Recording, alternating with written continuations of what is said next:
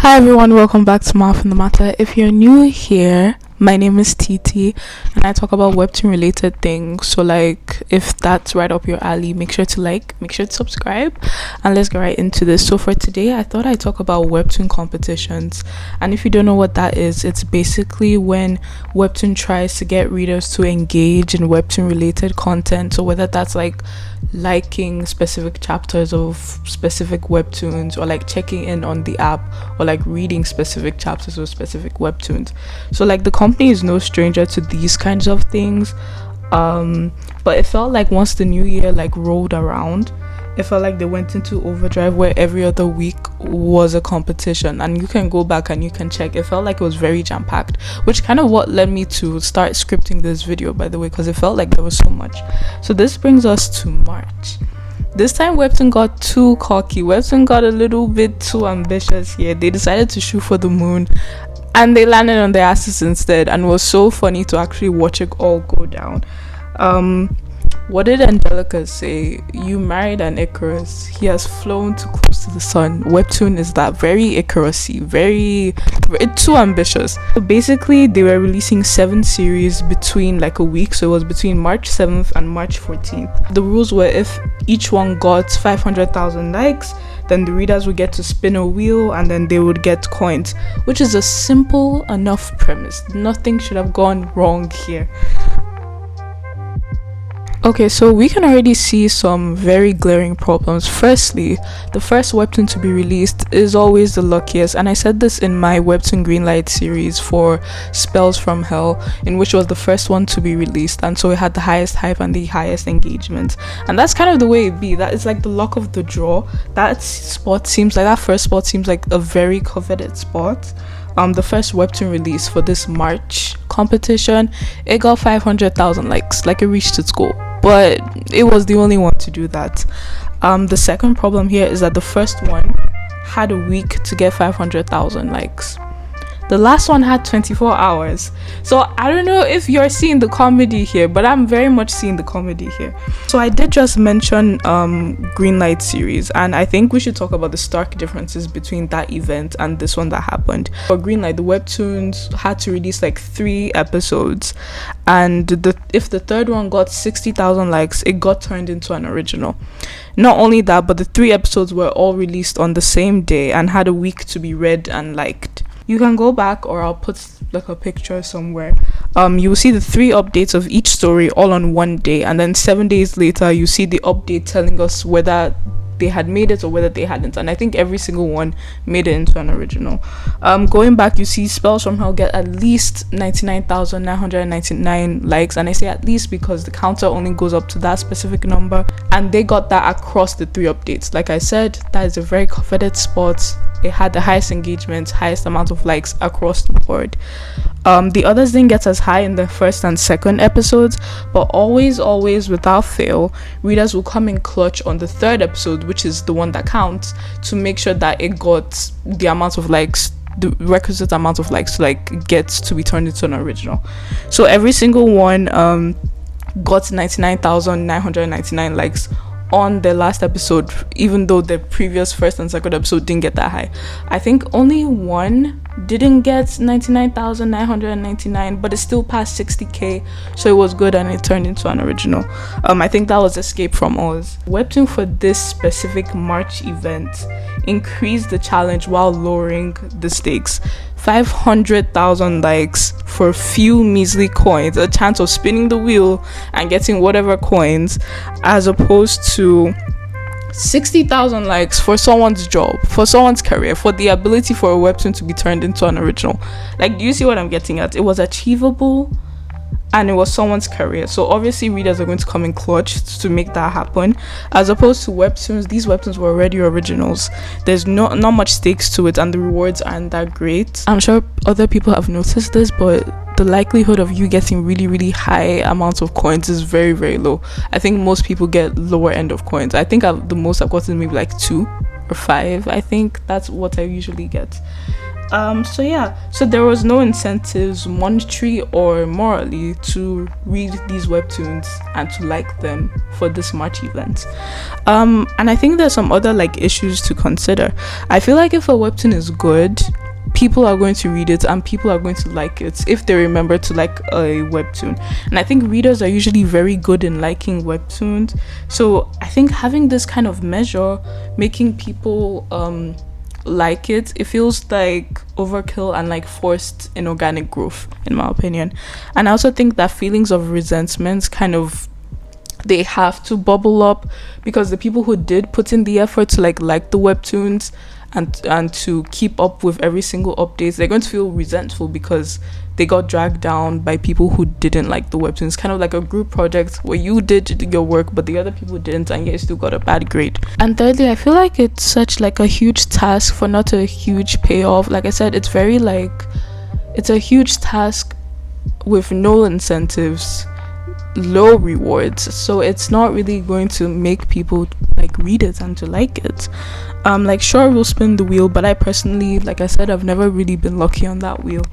And I think the pity coins of 3 were very measly. The pity coins of 3 that I'm talking about is that once you check in, I think it was like 4 times out of the 7 days, you get 3 coins, and then you'll be able to like participate in the group like challenge to get to like all the things and to be able to spin the community wheel.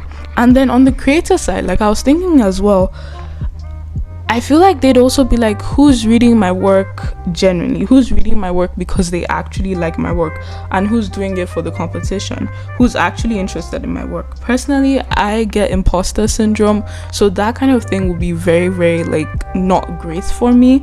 And you can see it, like you can see the way the likes kind of like taper off as well.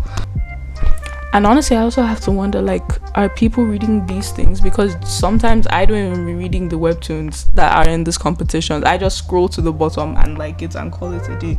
And you can definitely discuss if this is valid, if this is an actual problem. Like, if you think about it, a click is a click, a view is a view, a like is a like. So on the creator side of things, is it that important that people aren't really reading your work and are digesting the work and are interested in the work? Because honestly, at the end of the day, I'm still getting my money, I'm still getting my views, I'm still getting my likes, I'm still getting my engagement. But then again, is it sustained? I think that's another question we have to ask. Like, that's the problem. You get conflated engagement for like a short period of time and then bleeding interest after the fact. We just have to talk about the way it was organized. It's giving me Webtoon Canvas Awards, which I've also done a video about. And I don't know if you guys remember that, but it was just very poorly organized and it only served to benefit the people at the top. The fact that it was a staggered release, as in every single webtoon had to be released like a day after each other and not like all at once, all at the same day, was very much a problem to me. Like I said, the first ones out is always the luckiest. So To You Who Swallowed a Star was released March 7th and it had a week to reach its goal of 500,000 likes, and like I've already said, it reached the goal very well. But Taste of Illness was released March 13th and it also had to get to that 500,000 likes, but it didn't. It had a day because the competition ended March 14th. It was all released March 13th and had a day to reach that. So compare a whole week to one day to get the same amount of likes. Now that I voice it out, you can clearly see the problems in that kind of framework. And another really funny problem that I thought was worth noting was that they put Neon Revenge on March 9th, which is pretty early. That's very early to put Neon Revenge on. But the thing was, Neon Revenge wasn't counted in the community challenge because I think it had like mature content, so they didn't add it in. So I just thought it was very funny because another webtoon would have benefited from having that earlier coveted spot that it was released on. Not that that would have made much of a difference though. Like I said, only To You Who Swallowed a Star got the 500,000 likes. So it's not like that would have made a difference. It was the only one to get it. The other one, the ones who came after, even the one who was released a day after, did not get the same amount of likes, did not reach that kind of level. I just thought it was a really funny thing.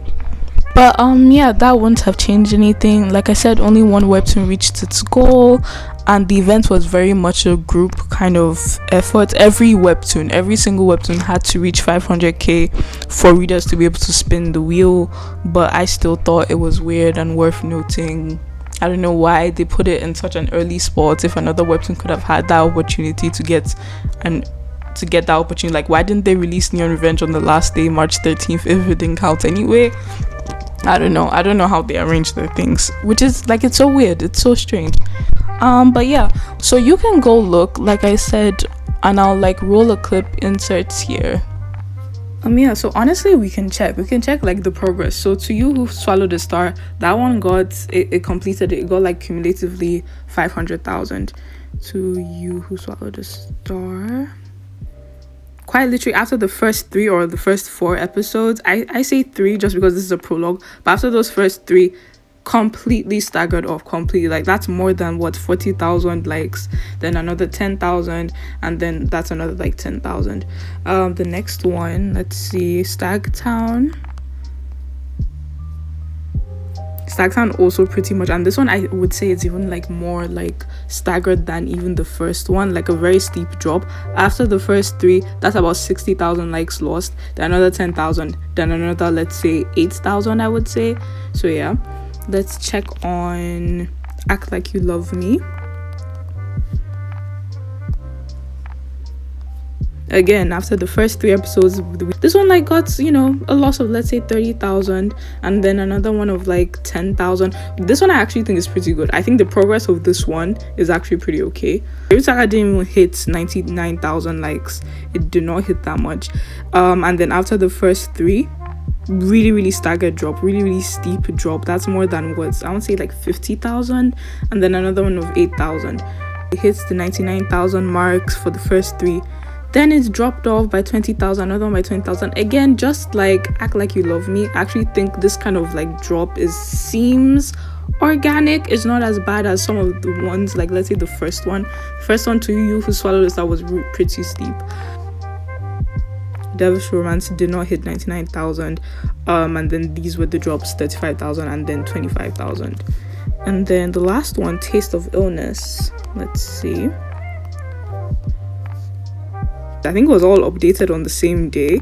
Definitely didn't hit the 99,000 mark at all. For funsies, let's check on Neon Revenge, just for funsies. Let's see how that one went. Neon Revenge, it hits 93,000, then 84,000, then 78,000, then 80,000. I uptick there, and then it dropped drastically. Very drastically, by like 50,000, and then 7,000, and then it just kept on going. So that's but again, this one was not included in the thing, so I don't even like, it's not parts, but like, yeah. But yeah, that clip basically shows you what I said, how people were kind of consistent, but then it basically bleeded interest over the time comes. So it's very forced and it's very inorganic at first, and then later on you start to see the sharp decline between the episodes as the episodes go on. But yeah, all in all, there's nothing like wrong with this kind of thing and Webtoon doing this kind of thing. I mean, I just thought it was pretty interesting. I think they have really like just poor management with these kinds of competitions, because they never quite work out. I feel like they never quite work out their kinks, and it's rather frustrating because they do a pretty good job in luring people in. Like when you enter the app, they will have a big pop-up like flyer about what's going on and what you have to do. So I think their marketing is spot on, but like the competition itself and like the rules and the regulations, they just never work it out. And I think that's something we saw with the Canvas Awards thing, and it's something that we're seeing here again. When it's time to get down to like the nitty-gritty details, they always fall short. And Webtoon Canvas competition, it should have been a red flag. It should have been a red flag and a way for them to like assess the situation, see what they did wrong, learn from it, and make sure it never happens again, because these are problems that are very glaring, and it's something that a multi-million company should not be making these kinds of mistakes. It just seems weird because it's so in your face, and it's strange that this kind of corporation like can't catch it. But yeah, anyways, that's it for today's video. Hope you enjoyed it. I know it's been a while, but they say absence makes the heart grow fonder, so here I am, and I hope And I hope you like this kind of video. But yeah, so tell me if you participated in that contest. Tell me if you still read those webtoons that were released. Tell me if you're interested in them, whether you subscribe to them, whether you still like their content, or whether it was very much for the competition purposes and you don't keep up with them again. You probably, the names probably they've gone over your head. So tell me about that. So yeah, that's pretty much it for today. And yeah, bye.